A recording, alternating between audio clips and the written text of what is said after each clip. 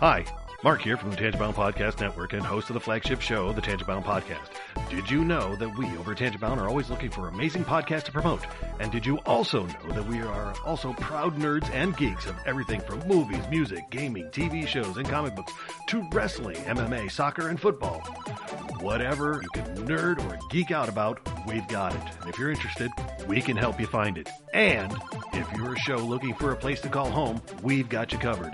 Side effects may include upset stomach, dizziness, tumors, shakes, and in some rare cases, death from excessive laughter. Though to be fair, it's only sometimes. Other side effects may include diarrhea, gallstones, heart palpitations, and strong desire for cookies on the dark side. Talk to your doctor and visit TangiboundNetwork.com and see if Tangibound Network is right for you.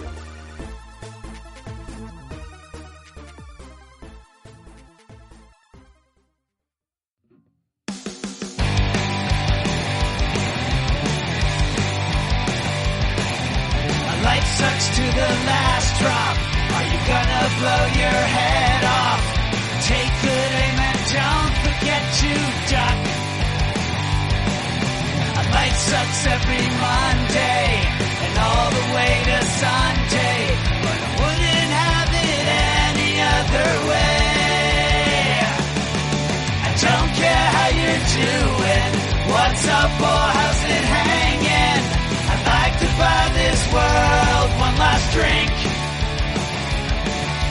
Life sucks all of the time. Stick it up your sunshine, and then you'll see the clouds every day. And then you'll see the clouds every day. And then you'll see the clouds every day.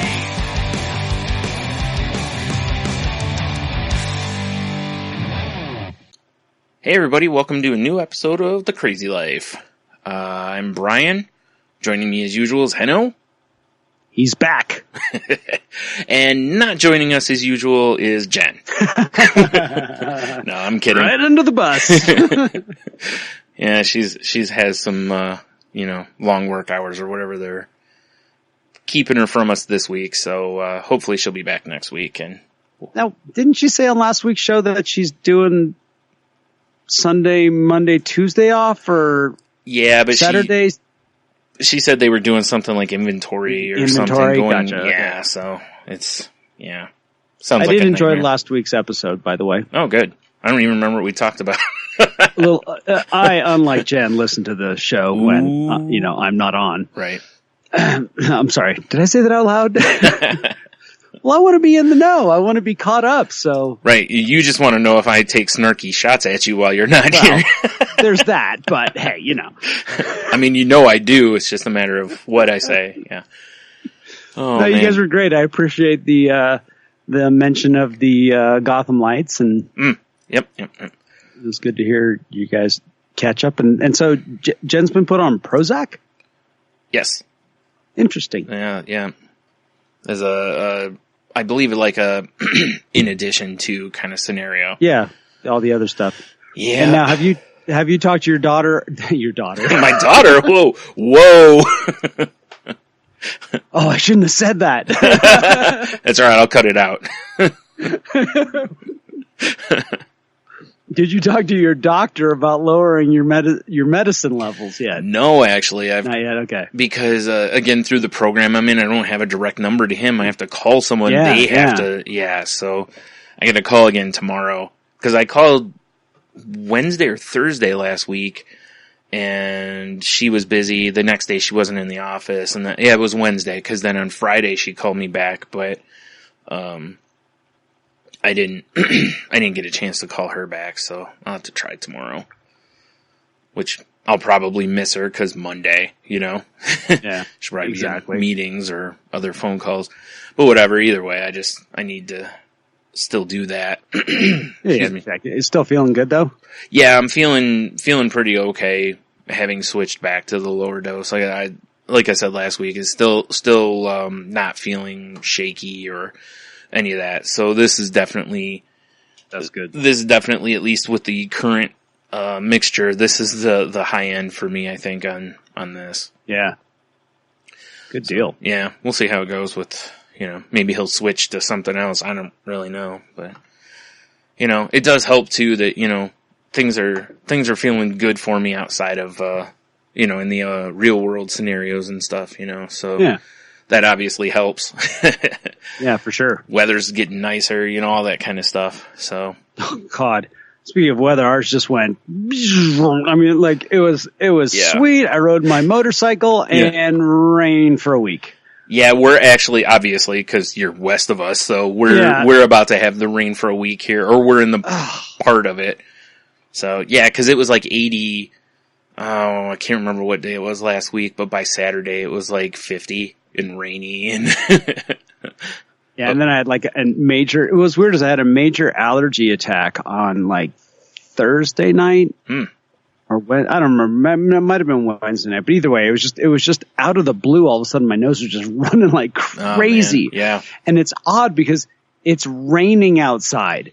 It's not like it's clear and windy and pollens are being generated, right? You know, so. Although I had gone a few days without one of my medicines, but that usually doesn't kick in that fast. You know, it's usually like a week before I start noticing I haven't taken it. But, oh, okay. Yeah. Yeah. So, but I went back and got it again, but it was just weird. And then, you know, I had this weird thing.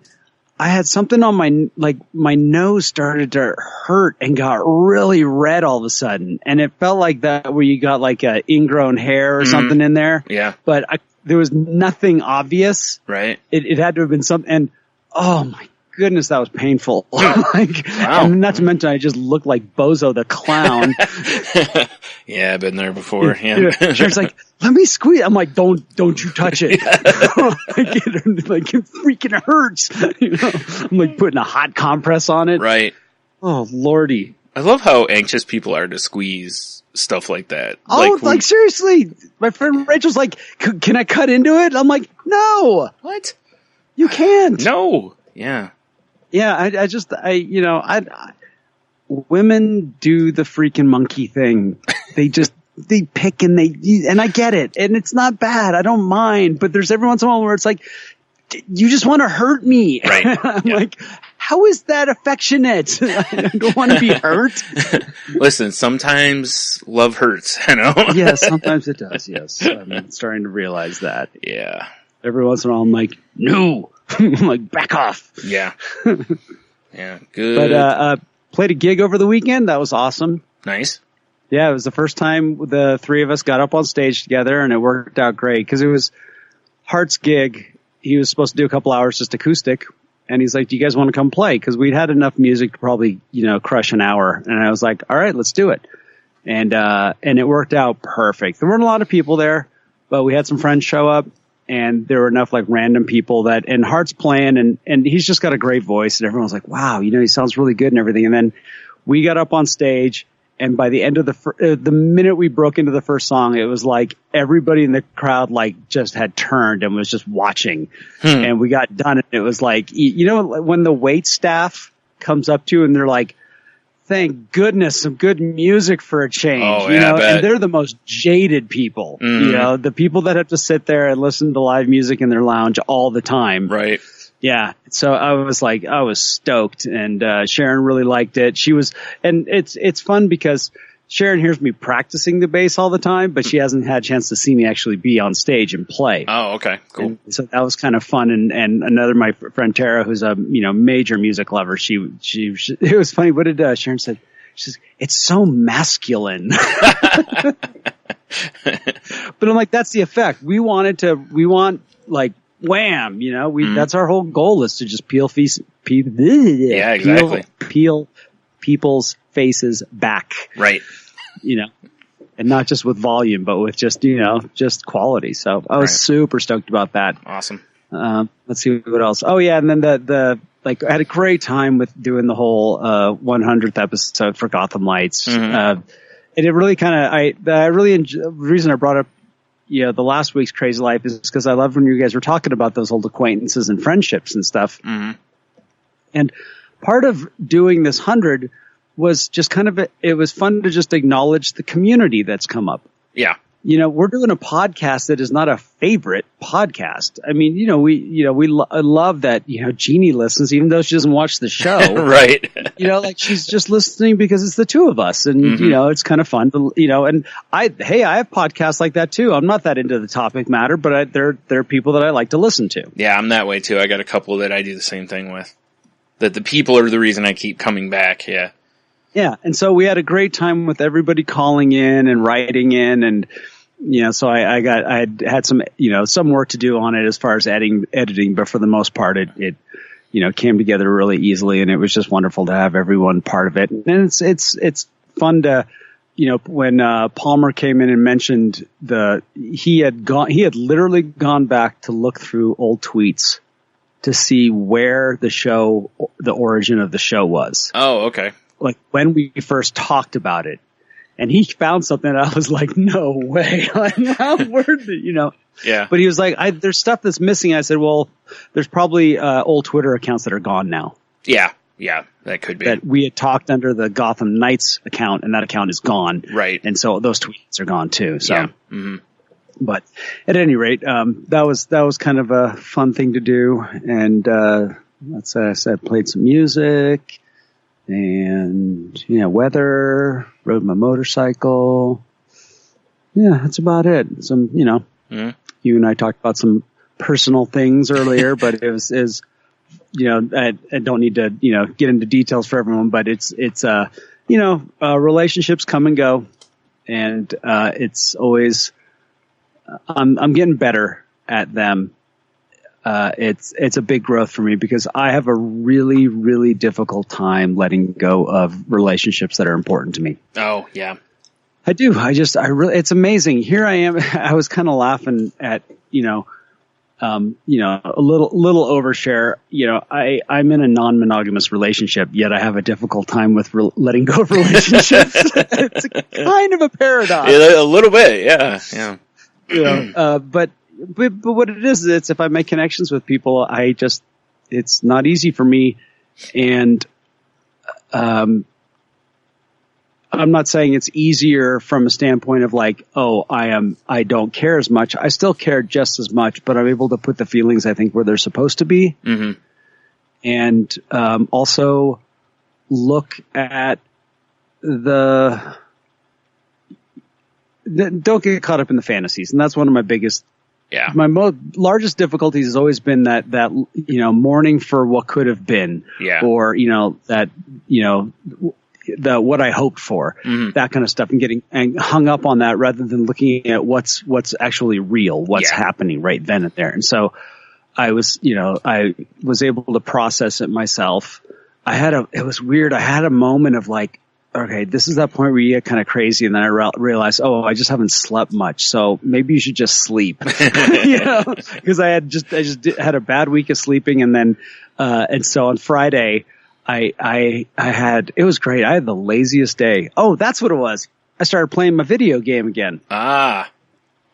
So I had something to do on Friday. I was like, I'm going to lay on the couch. It's raining outside. Mm-hmm. I'm going to play World of Tanks and see if I rage again. That was a pretty long break, though. I mean, it was about 9 months, I'd say. Yeah, I mean, I'm going to be honest. It's longer than I thought you'd make it. So, you know what? I literally cut off everything. Yeah, I think that's the reason too, because in the past, I know when you've taken breaks, you still stay in like the Facebook groups, and you're still in contact a little. It's kind of like me with Magic. It's the same thing. Yeah. I keep just enough contact that it keeps me wanting to play, to where if I would just cut all that stuff off and quit looking at sites and all, I'd be done with it probably.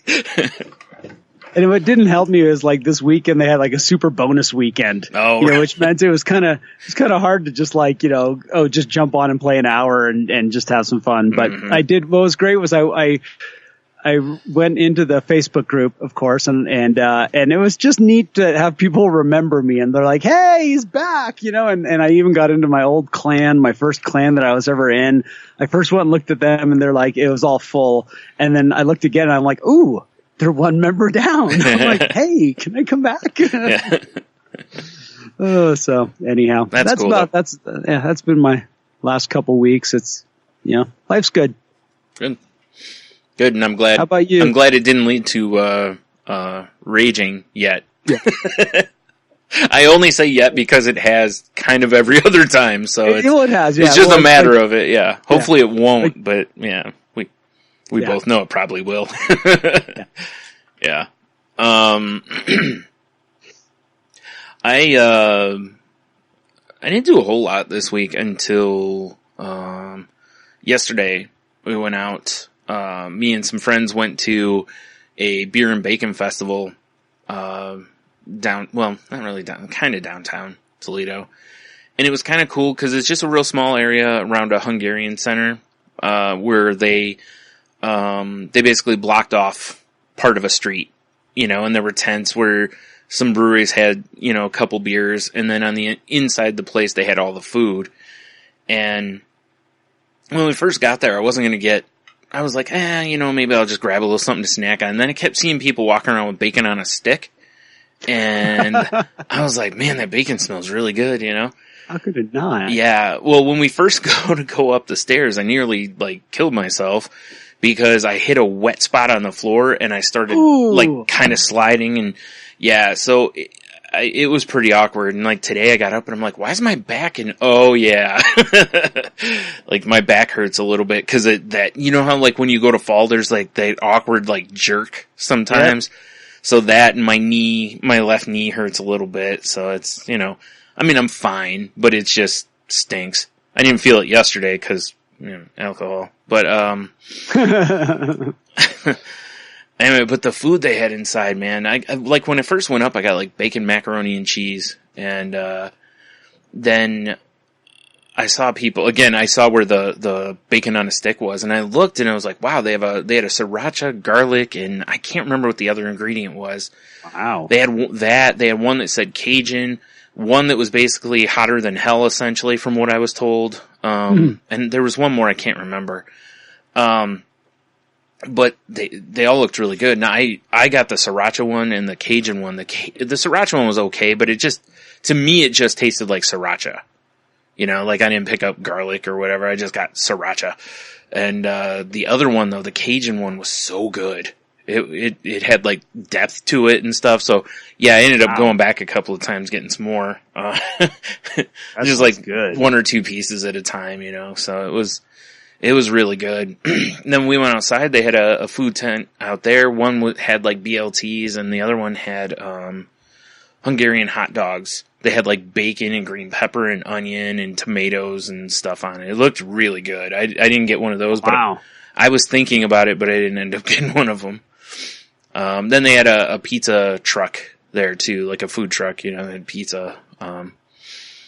So yeah, it was pretty cool though. It wasn't crazy big or anything. It was a nice size, little festival and stuff. We had a really good time till it started raining, but It started raining? Yeah, but luckily it was about half an hour till it was over anyway, so it was kind of starting to wrap up anyway. You could just look around, people were leaving, and, they were going, they had the pretzel rods, dipped in chocolate with bacon pieces on it, and they had bacon popcorn, and, what was the other thing they had? Oh, they had a piece of toffee with bacon crumble on top of it, and they were walking around hey, these are half off now, and so I'm glad I had dinner before we podcasted.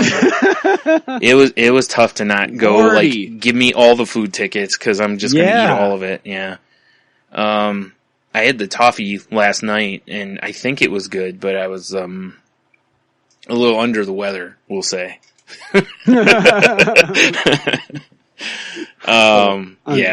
Yeah, it was really cool though. Again, I love going to stuff like that because the attitude of the people is usually everybody's there because they enjoy these same things.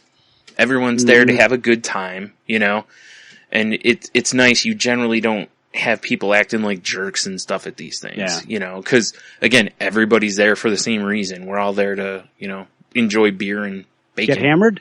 Well, some people did. I didn't there. That wasn't my problem.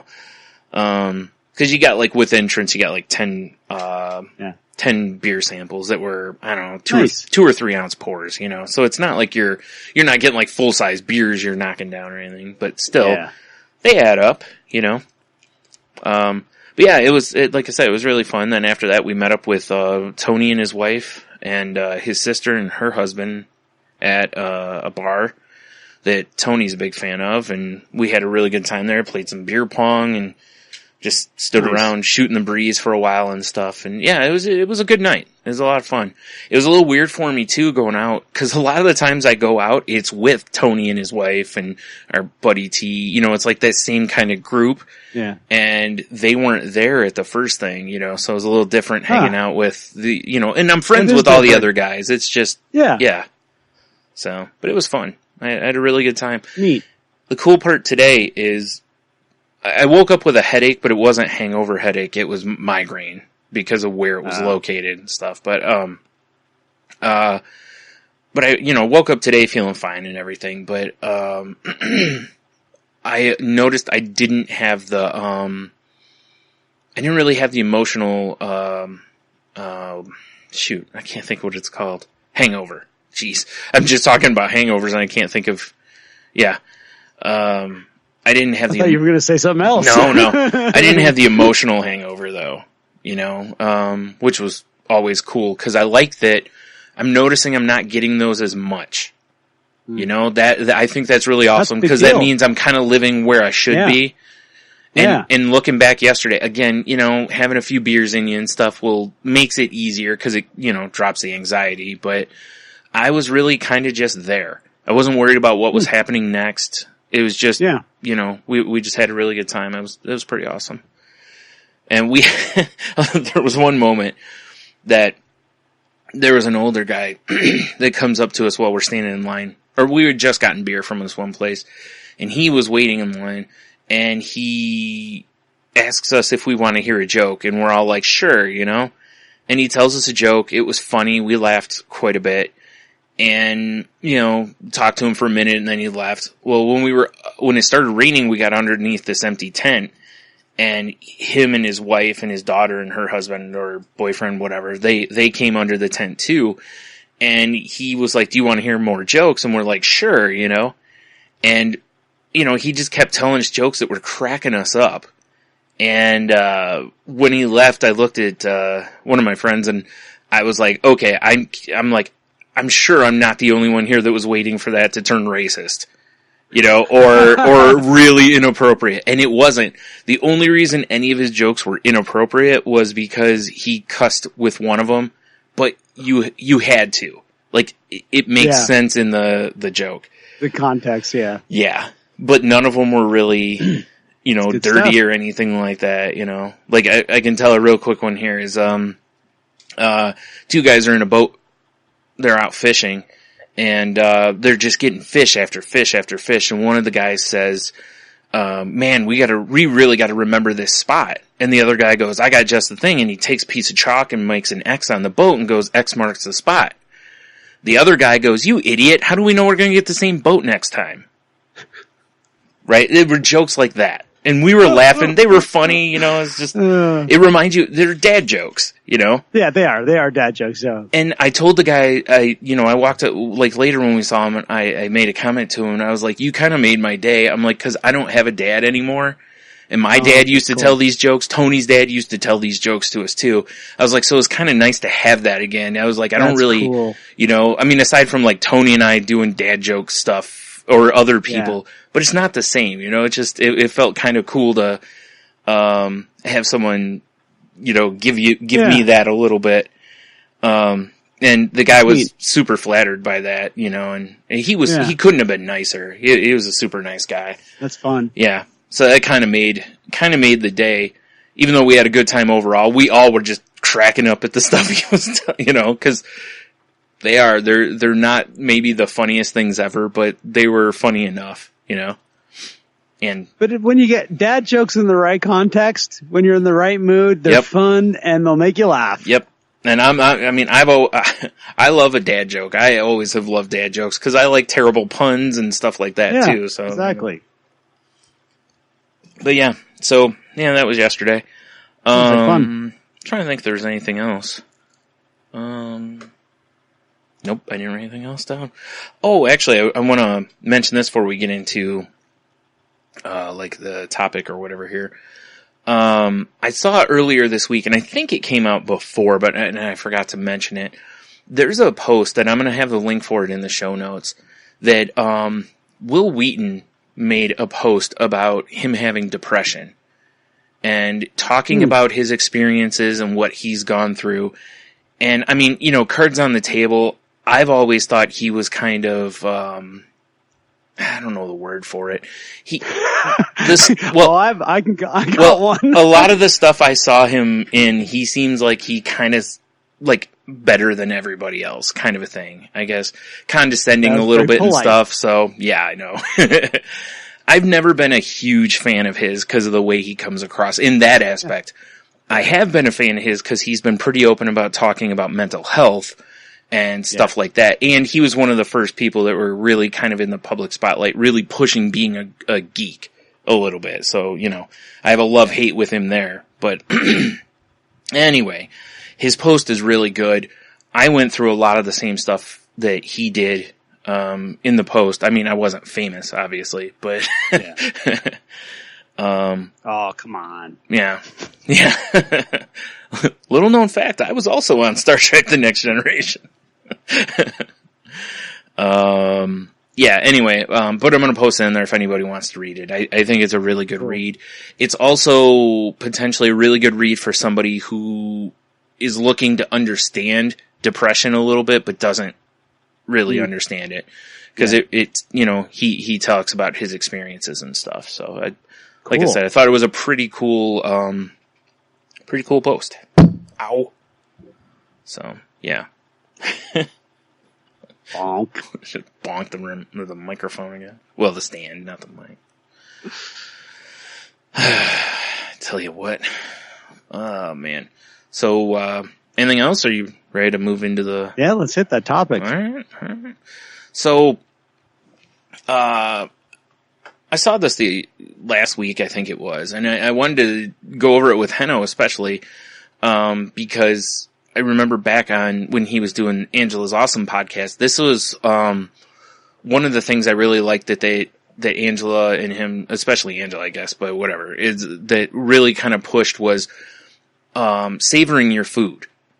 Because, instead of just doing mindless eating, and it also makes you kind of just take time for enjoying your food, which, allows it's easier for your body to digest and, all these other things. Plus it's kind of relaxing when you just focus on what you're eating. How did Angela call it? I can't remember. Assimilation, something in elimination. There are 3 multi-syllable words. Right. But it has to do with how your body, you take it in, you process, and you expel. Yeah. In a better way. Right. I was going to say assimilation, no, that's bulimia. Yeah, that's not the right thing. Nope. Nope, that's not what we're talking about. Yeah. I think it's a really good point because you're seeing it more and more on anything where they talk about, like ways to curb like your eating habits and to kind of get into a better place is to take your time when you eat. Don't just sit down and throw it all in your face and, but to really slowly go through it. It also gives your body a chance to tell your brain that it's full, Yep. Which just wolfing down like 3 plates of food, then you're like, oh geez, why'd I eat all that food? Yeah. There's a reason in the food contests, they try to eat as much as they can in 20 minutes. Yeah. Because that's about the time where your brain finally says, whoa. Yeah. And what's great is if you take your time with eating, if you really take your time, that 20 minutes hits, and it doesn't matter how much you ate, your brain says, whoa. Mm-hmm. And so that idea of that gas, like if you ever been filling up your tank and turned your ignition on your car and you're watching the gas gauge go up, the gas gauge is actually going up slower than what's happening. And all of a sudden you hear the lever pop outside of your car and you're not on full yet. And it's kind of like that same deal where we're, there's a disconnect between, like, you could have been physically full, but your brain hasn't kicked in to say, all right, you're full. Yeah. But if you give it some time, it will. Right. Exactly. And that's, that it's really, an important thing to do, for, like I said, it can help with, obviously, like it says on here, it can help to strike a balance between momentary cravings and long-term nourishment. Because, mindless eating is probably just about, most people have some issue with mindless eating. There's usually something that all of us have that, if, like me, if I'm handed a bag of Cool Ranch Doritos, I'm probably finishing the bag of Cool Ranch Doritos. Oh, yeah. Unless I pour a section out, pour some out, and even then, it's still not 100%, but there's a better chance that I'll only eat what's in the bowl or something. That's why I've gotten recently to where I'm really looking at serving sizes on packages and stuff, so that when I'm eating it going, wow, when I eat this, normally I only get 2 servings or 3 servings, and this says there should be 8. Yeah. And I'm not talking the stuff where they're you can have 5 crackers, but, or 2 cookies. It's stop it. Who gets 2 cookies? There's Sinbad had a joke. It was about Weight Watchers. Mm-hmm. Well, if you get hungry, have a Nutri-Chip. He's like, a chip? Yeah. If I could eat a chip, I wouldn't be getting Nutrisystem. Exactly. Yep. Oh man. But it is, there's quite a few things though that now that I've been looking at stuff, I'm trying to think of one off the top of my head, but where I'll look though and be like, whoa, this is only supposed to be, a cup. And I'm eating a gallon or something, ice cream or something, whatever. So there's that as well. Or a lot of people can just sit and eat, whatever it is, candy or popcorn or whatever it is. They'll just sit and just keep eating it because they're watching TV at the same time, or, they're reading at the same time they're eating. Which I know was another thing Angela talked about on that one, which is when you're eating, just eat and don't, try to stay off your phone and don't read stuff and, focus on what you're doing and actually, pay attention to the food you're eating and the taste of it and all that kind of stuff. The other reason I wanted to bring this up is that it really also forces you to be in the moment, because it's very much a grounding technique. In that, if you're eating whatever it is you're eating, even if it's a candy bar, if you really focus on how does the chocolate taste, do I taste the almonds that are in it, does, paying attention to the textures, it really focuses on you being right here. You can't, you don't drift all over the place a little bit with it. So I think that's kind of a cool use of it too. Not that I'm saying you should, if you're anxious, you should sit down and start eating, but it's a good time for some mindfulness though, a little bit, of what's going on. So. Yeah, I have a great example tonight. I went to the gym, had time to go to the grocery store, went to the grocery store, grabbed something ready-made from the deli section, came home, threw it in the microwave, sat down, and I gotta, watch the latest episode of Gotham. Right. Pop that on, and I ate the whole freaking bowl of spaghetti with meat sauce and, and a cold piece of bread or whatever it was. Mm-hmm. I don't have to eat the whole thing ever. I really don't. Yeah. Usually I can eat 2/3 of it. Mm-hmm. But I just housed it while I was watching the show. I was eating for function. Yep. There was no enjoyment. There was no savoring it. It was just pure nourishment. Mm-hmm. And in this case, because I know we're going to podcast and, it's going to be kind of a late night. I've got some other things I need to do. It's fine because it's going to keep me satisfied till later, and I'm not going to go back in the kitchen and start eating something again. Right. But 100%, if I had just sat down, which I usually do, is I only I'll take 2/3 of it, slice it with a knife, put that in the bowl, sit down, comfortably eat, look out the window, watch the birds, whatever like that, I'm fine. Yeah. I'm totally good with that. And that comes down to that portion control. I think one of the most difficult things with when people start to alter their portion sizes, one of the best ways to do it is to do this. Eating on the go and wolfing it down and portion control does not work. You need to allow your brain to kick into that, hey, we're getting full here. Yep. And one of the ways to do it is to take your time. Yeah. And try it. It really works. like really try it. It was fun when our good friend Dev and Travis, and they were doing their beep Olympics, their fat beep Olympics. Right. And, we were having fun with them with Angela's podcast, and we gave them that challenge one time, which was only eat.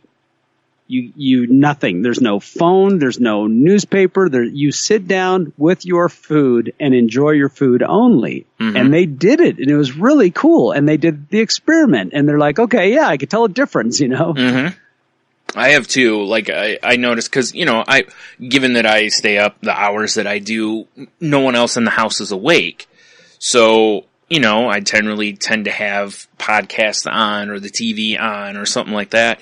And when I go to eat, I'll notice the same thing that like if I get caught up or I'll be playing a game on my iPad or something. Yep. And I'm just eating and it's like, wow, I ate 6 pieces of pizza. Normally I eat 3, maybe 4, and it doesn't seem like a huge thing. But then when you go, okay, well, like me, it's like when you want to lose weight or even if it's not about weight loss, it's just the fact that you're like, I just don't need this. Like, my body would be totally satisfied at 3 or 4 pieces.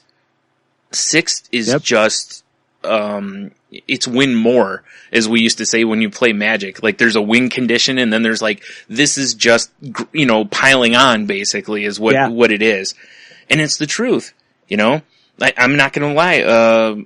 I've been buying thin crust, like frozen pizzas, because the nutritionist told me to do that, instead of eating regular or thicker crust pizzas. That way, at least it's less carbs. The problem is that with less crust, I tend to eat more pieces. But the other night I was hungry, and man, I housed the whole thing. And I don't normally do that. I was so hungry though. And again, it's thin crust, so it's easy because it doesn't seem visually like it's a lot until you go look at the nutritional label and go, whoo. But every once in a while I do that. And then after I do it, I'm like, man, why did you do that? Cause like you said, 20 minutes or so later, and all of a sudden I'm just sitting there going, oh, I'm so full. Like I won't want to eat again, which isn't a good thing. You know what I mean? It's like if I ate half that pizza now and even just saved the rest and ate the other half later, I'd still be in better shape than just pushing it all into my body at one time. Yeah. Cause your stomach only stretches so far without kind of discomfort, so there's that as well. And that's part of the deal too. Is if you're looking at the law, one of the things with portion control is allowing your body to readjust to smaller portions, and the only way you can do that is by allowing that full signal to kick in.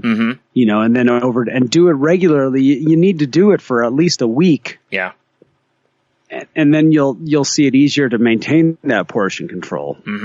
Yeah, you're totally right. I remember. Like various times, like when me and Jen would go out to eat, she would usually, as soon as she would order, like as the food came out, she'd be like, I need a box.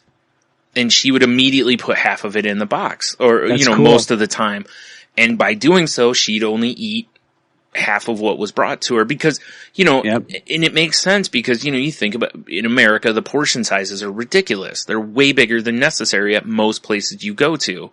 So, as a result, she was cutting that number way down because a lot of times she would take it home and she wouldn't eat again that night. That would be like her lunch the next day or whatever, Like for me, I'd take it home and eat again because the first time I'm eating is, my breakfast is at like 5:00 in the afternoon, like lunch is about midnight or so, and sometimes I'll eat again. I don't always, but I try to kind of essentially fast from that point, but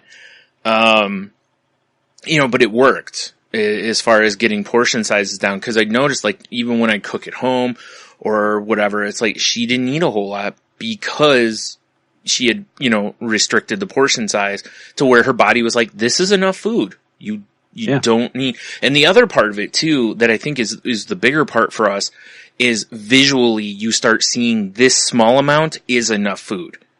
Cause I think a lot of people, like for me for a long time, or, a lot of people where they want to go to a restaurant where they get like 200 pounds of, of a food because, they're getting their money's worth or whatever. And you're like, man, you don't even need you need a tiny fraction of that and you're good, but you're going to eat like 5 times what you should because visually you're like, oh, that's not that much. Yeah. Like me looking at that pizza. I look at the thin crust frozen pizza. It's what, like an 8-inch pizza roughly. That doesn't look like much of anything, right? Until half an hour later when you're like, why did I eat all that? So, part of it's that too, is not just training your brain, but also training your eyes. Yeah, seriously. To learn what an appropriate sized, it's one of the things I've noticed on, forever ago when I used to watch Biggest Loser sometimes, would be when they would start showing people what a real portion of like meat is. It's supposed to be like the size of your fist basically. And people were just like, that's it? And it's like, that's all you're supposed to have. Not a 40-ounce steak, Man. It's tough though, cause again, when you go out to eat anywhere, most of the places are handing you, I talked about it over on, Salty Language. I don't remember if I talked about it on this or not. Like if you go to, Chili's or Applebee's, those kind of places, most of them now have the calorie count in the menu.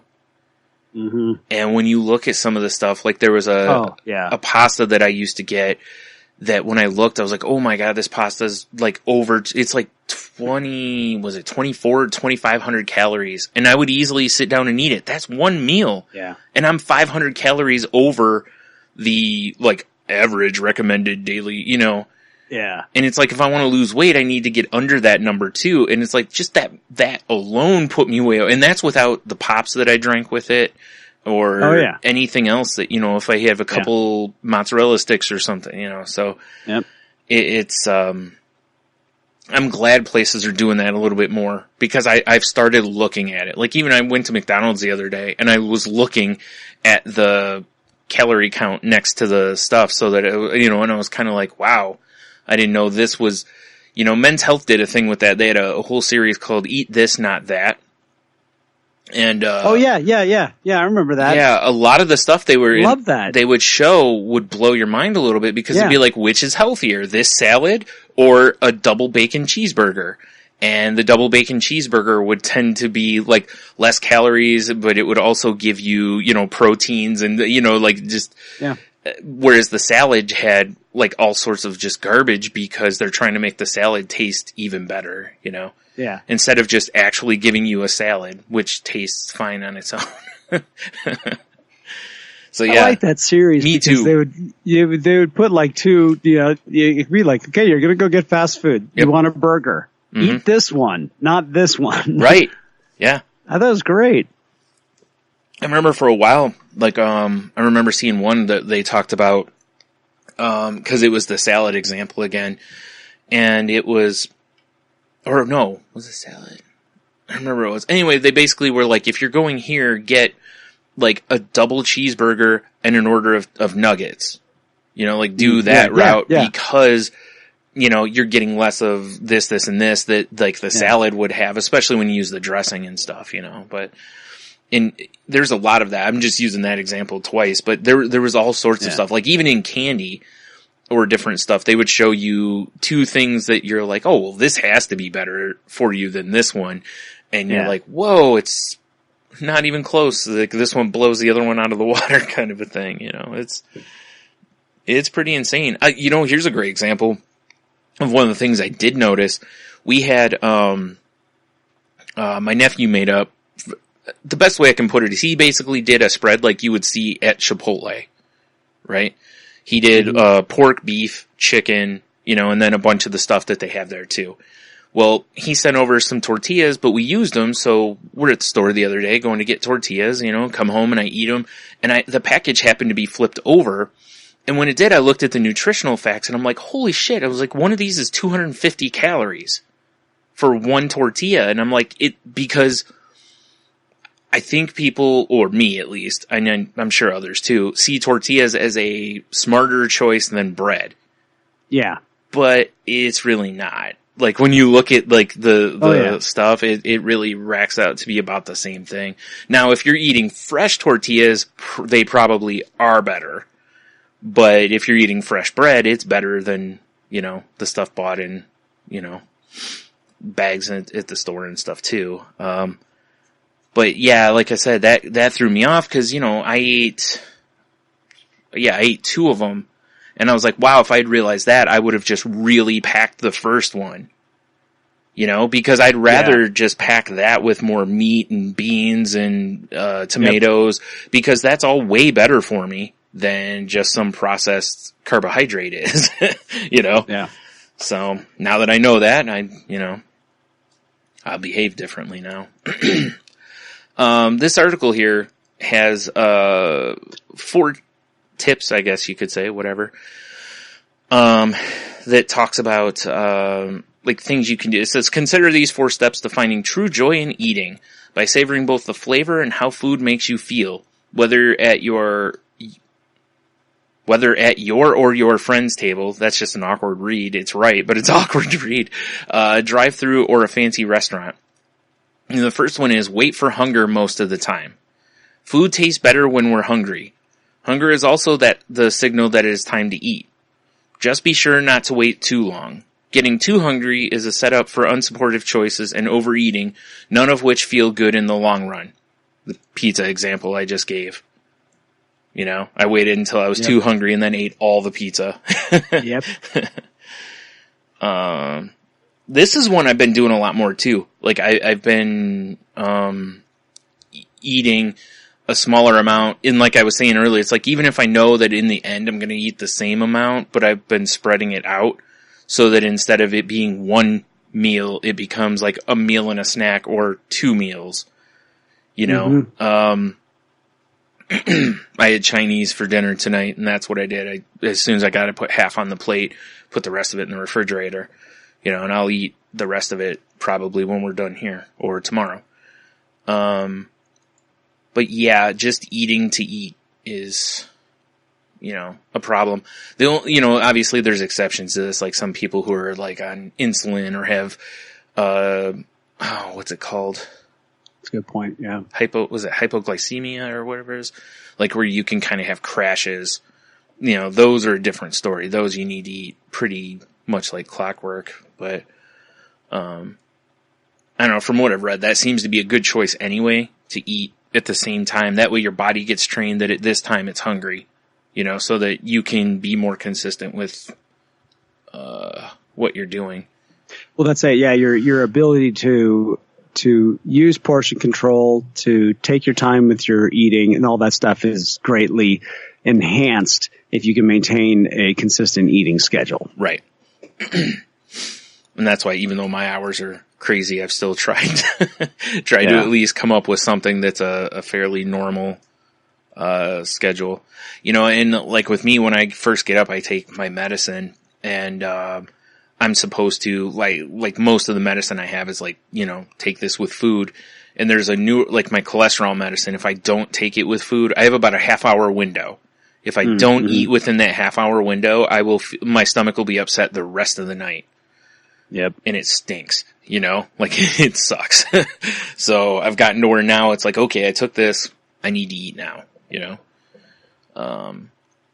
so it's been pretty consistent, because I try to take my medicine at the same time every day and stuff for the exact same reason. It's that routine leads to more success. The second one on here is focus. Eating is such a natural part of our lives, we can do it on autopilot. But the easiest things usually get the least attention. We often resort to choices that do not meet our overall needs. Consider all 5 senses: smell, touch, sight, sound, and taste. to get the most from your eating experience. Yep. Yeah, focusing is kind of what we were leading off with about all this is, really paying attention to what you're going through. And again, that's what, like I had said, is a grounding technique. It's a very mindful way of eating, because you're, thinking about like other ways, like a lot of people when they do grounding techniques are like, what am I feeling at the moment? What am I hearing? What am I seeing? All the same thing. So it's, it's helpful to keep you there again, so you're not mindless eating. And I've experienced it where where I will just throw some food down. Mm. My digestion is not good. Mm-hmm. Where I just noticed and it's because it was eating on the go, rushing to the next thing, mm-hmm. and not giving my body the time to do what it needs to do. Yeah. And so on top of it, we tend to grab, when we are in a hurry, we tend to not grab good food to eat. Right. And then on top, and then add to it the fact that maybe our body isn't processing it properly because we're stressing ourselves or whatever it is, and there's nothing worse than kicking in the fight or flight reflex while you've got a belly full. Yeah, true. Yeah, that's true. No bueno. No bueno. You are correct, sir.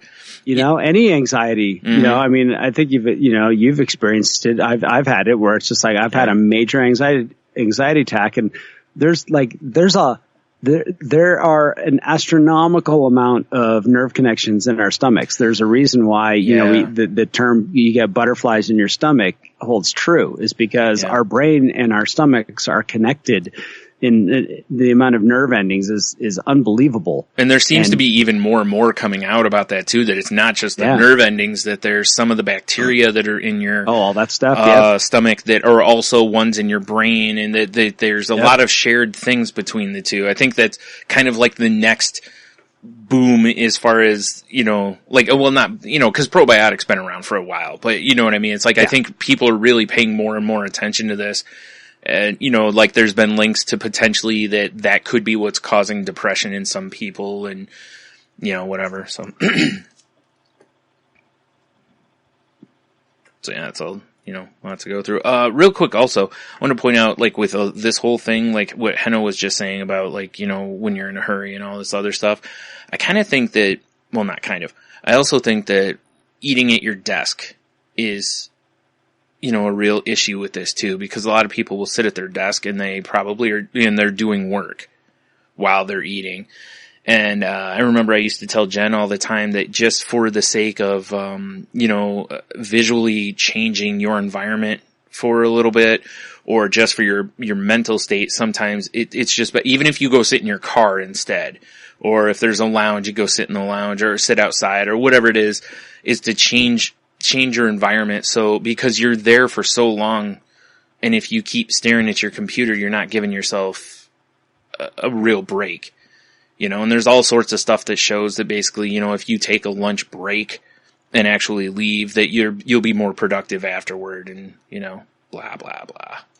We've actually we started strict enforcing that at my work, because most company employee manuals and have policies that hourly employees have to take a half-hour break. Yeah, it's mid morning and afternoon breaks are not typically they're not required in any way, shape, or form. But the idea being is that you have to take that half-hour lunch break, which means you are not allowed to be at your desk.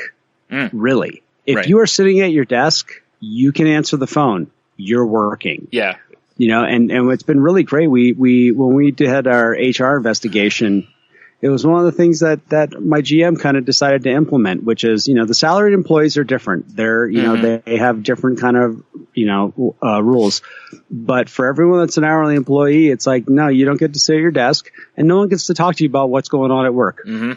And I like that. I like that a lot, because like I said, even if it's only half an hour, it's been nice. It's nice to just break that up, so your brain can, let loose a little bit, maybe let go of a little bit of the stress of the day and whatever. And then, you know, like I said, you can kind of go back in potentially refreshed into the second part of the day. Cause you're right. I'd be the type of, if I were eating at my desk as an hourly employee and the phone rang, I'd probably just answer it, like, oh, I'll help out, and yeah, why wouldn't you? Yeah. yeah. So I like the fact that, like they're like, nope, get out of here. Yeah. And it's part of this idea of like, you're going to clock out. Yeah. And if something all of a sudden comes up, it's like, no, I'm having lunch right now. Mm-hmm. It can wait. Yeah. And it's been great. Well, and the other thing too is I think, like through your day at work, you don't really get any other time that you're like, this is mine. Like you've told me this is mine. Most places, even if you're salaried, they still will tell you, you have a lunch break. And it's like, take that lunch break if you can. I mean, obviously I know there's some scenarios where, it's not going to happen or whatever, but if you can do, it's so much better for you. Like, Yep. Like I said, even if it's just to go sit in your car for half an hour instead of sitting at your desk for half an hour, or walking around the campus of where you work or something, or just whatever. Yep. It's just that change in scenery can make a big difference in a person. Yeah, it can really help you out, especially like Henno said, if you're not talking about work. So if there's an employee lounge, if people sit there and talk about work, avoid that, go somewhere else. Because it is amazing how often you see that, though. Oh, yeah. Or two people, like, hanging out outside of work, and the first thing they do is start talking about work. About work. Yeah, I experienced that. Like, when I first moved up here, my first girlfriend was a school teacher. And that's all they freaking did. They got off work, they went and had beers and talked about school. Yeah, it's like at some point you got to quit, because you're just living in it, You gotta...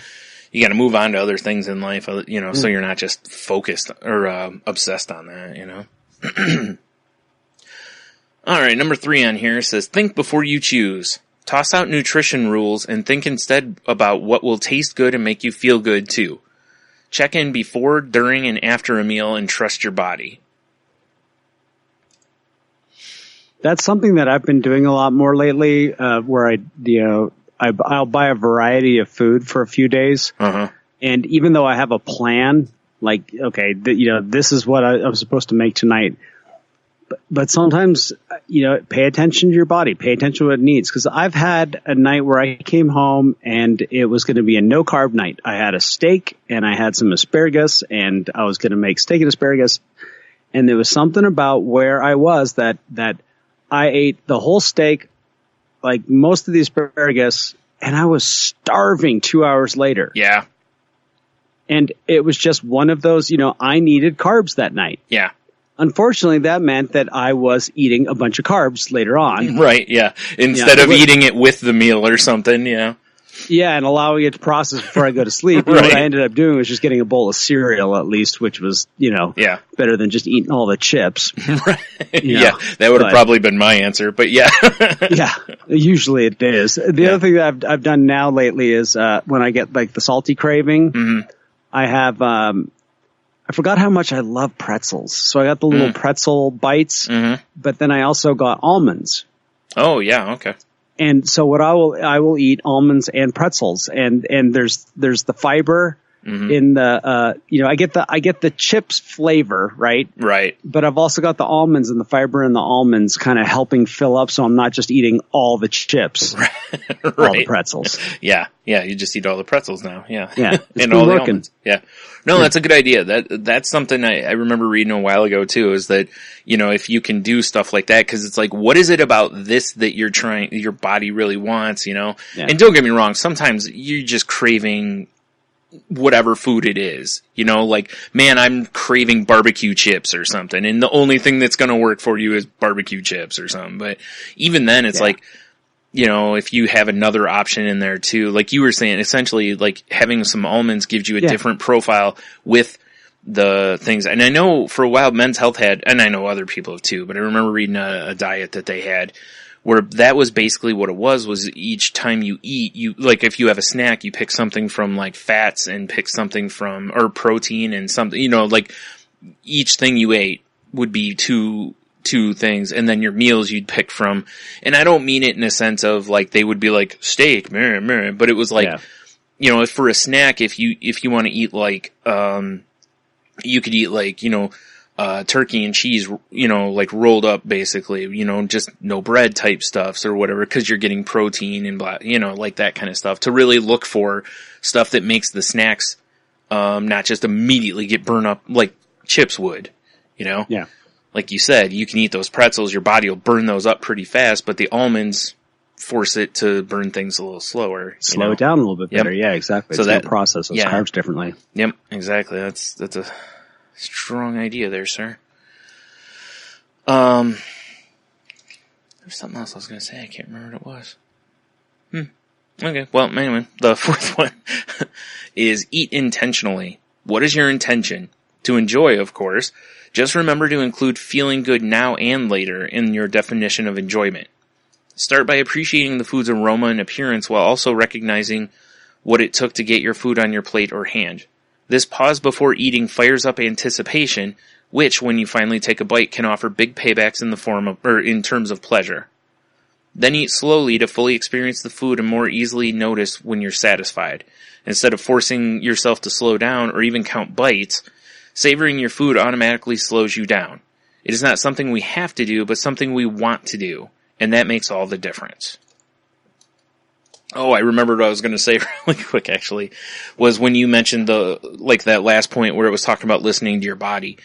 There's somebody in one of the Twitter groups I'm in the other day that was talking about how, and this is at 6 at night, I think it was, or 7, something around that time. And they were like, I'm so hungry, but I'm out of calories for the day. And I'm like, eat. Your body's telling you it's hungry. It's like, it's different if you're like, man, I really want those chips that are out in the kitchen. You know what I mean? It's like when your body's just saying, I'm hungry, like eat something. Again, try to choose well, you can. Exactly. Yeah.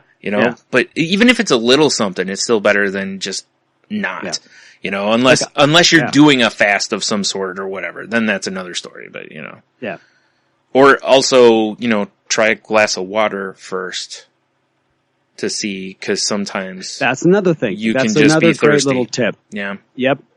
Yeah, doing the water. One of the things that I find is I don't have enough fruit in the house, so I'll instantly grab something, I'll grab the chocolate, whereas, some blueberries actually would have been just fine.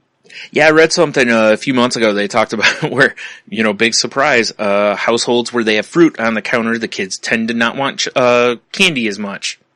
Yeah. Big shock, I was like, I'm the same way. If there's apples and various other fruits around, I'll grab those because I really like them, But if instead there's, Snickers bars laying on the counter, I'm eating Snickers. Yeah. So yeah, that's all, Yeah.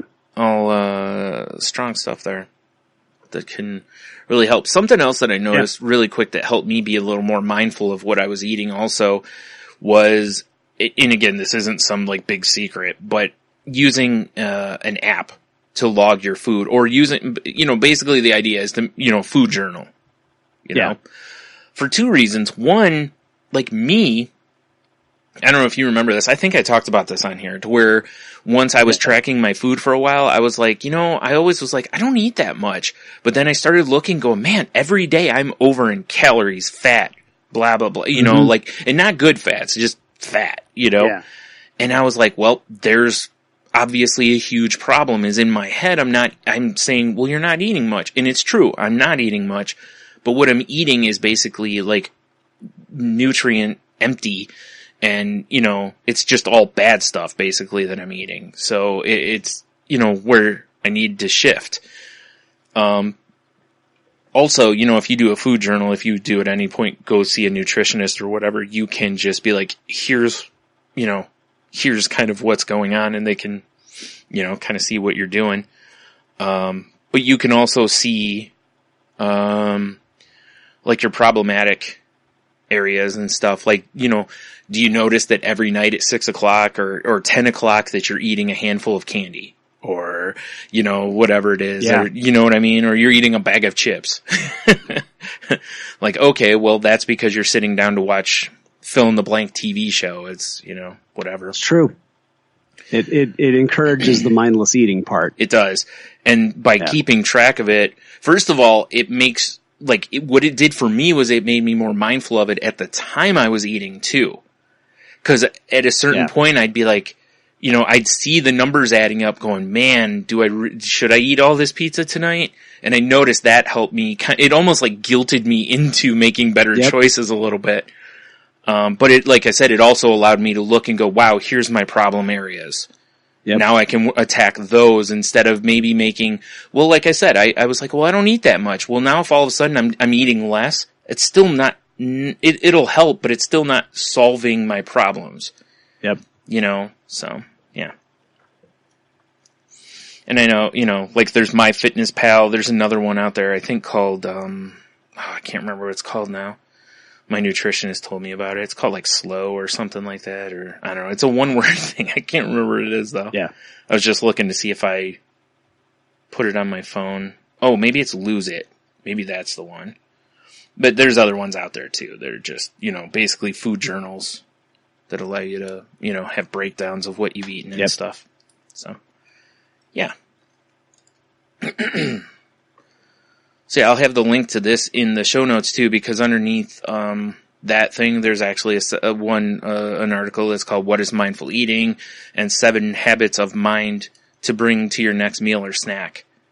So, you know, it's not just this one. It looks like this is kind of an ongoing series for the site, which is mindful.org, which, big surprise, it's about mindfulness.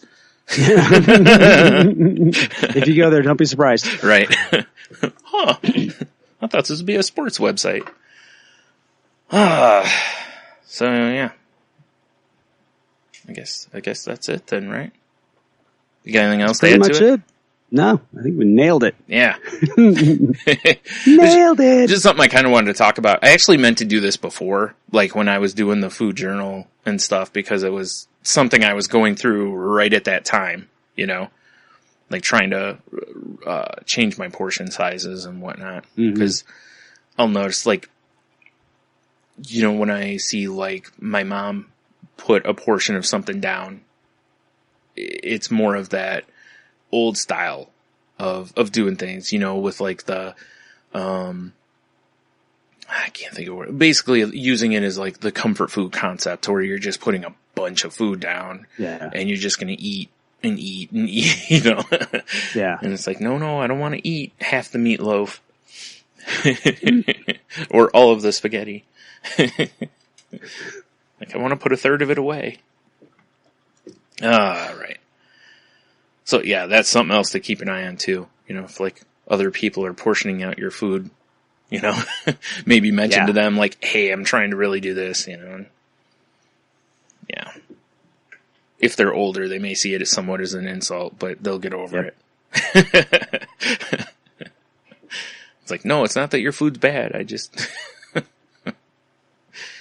right. Yeah. It's funny. Mm-hmm. You know the old mentality, you know, like I'd go to my grandma's house and she'd be like, you know, here's all the foods. I'm like, oh, what'd you make? Oh, green beans, you know, made with bacon grease and, you know, like, man, these are good. So good. All the cornbread. Yep, I'm in. Yeah, I always say I'll eat Brussels sprouts once they've been sauteed in butter with bacon. Yeah, that's not enough for me. Brussels sprouts right in the trash. Yeah, but that, you know, that was kind of the mentality on the stuff. And the food always tasted good, but it's like, you know, if you really did like a breakdown of it. But then again, my grandma's 100 years old. So yep. Maybe there's something to it. So, all right. Well, I guess I don't remember where to say here because sorry, my link closed. I opened it before the show so I wouldn't forget at this point of the show, and it closed on its own. So, yep, sabotage. If you want to continue the conversation with us, you can reach go to our website at thecrazylifepodcast.weebly.com. You can email us at thecrazylifepodcast@outlook.com. Excuse me. The show can be found on Twitter at thecrazylifepod. Jen can be found on Twitter at Jen's Crazy Life. That's Jen with a G. And Mr. Heno, how about you, sir? You can find me on Twitter at Ida Heno. You can search for me on there as El Heno too. And you can find me on Facebook at Heno Heiter. And what's the Twitter for Gotham Lights? Is it just at Gotham Lights Pod? It's at Gotham Lights. Oh, okay, my fault. Yeah. At Gotham Lights. Yeah. Yeah. So check that out too. Or else. You can find me on Twitter at Stunami. My other podcast can be found at salty_language or at saltylanguage.com.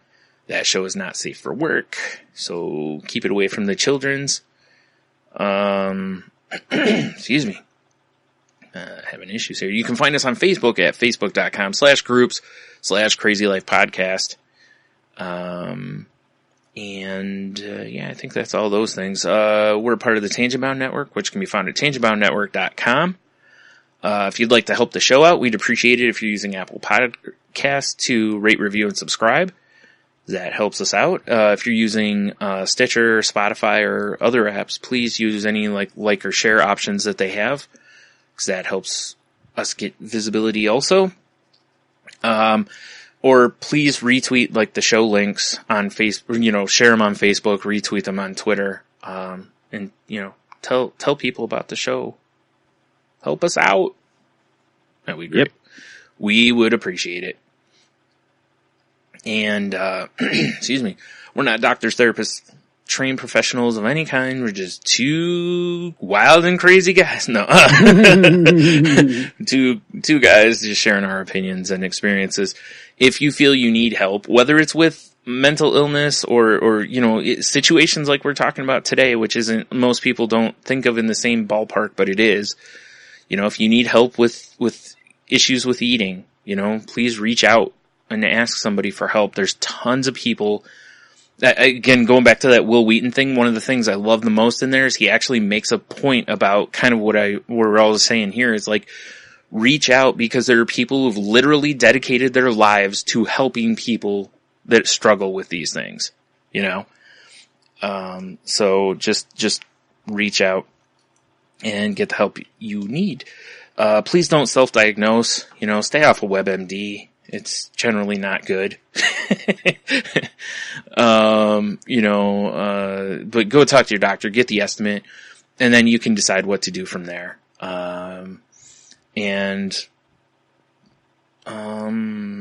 If you're thinking of harming yourself or others, definitely reach out to someone, call a friend or somebody in a support group or your support system, whatever you want to call it, to maybe be with you or at least talk with you through your crisis so that you're not alone. If you find yourself writing a suicide note or how you would do something, please immediately reach out to somebody. That's a huge red flag.